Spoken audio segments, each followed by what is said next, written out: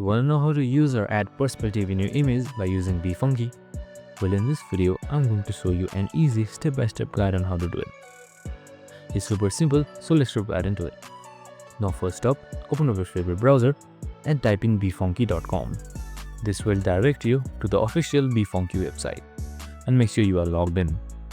Now, right on the dashboard, you can see photo editor. Click on it. Now, in order to open or import any images, just simply click on this open button right here and then choose from any of these.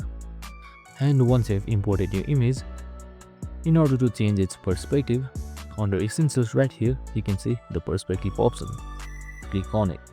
Now, there are two options to choose from, inward and outward.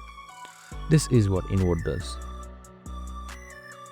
and this is what outward does. So you can just play along with the slider until you find the right one. If you are not satisfied, just simply click reset and you can do it again. And once you're done with it, just simply click on apply. And that's it. Your perspective will be applied as easy as that.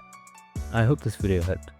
If it did, make sure to like, subscribe and tune in with us for more related videos. See you in the next one.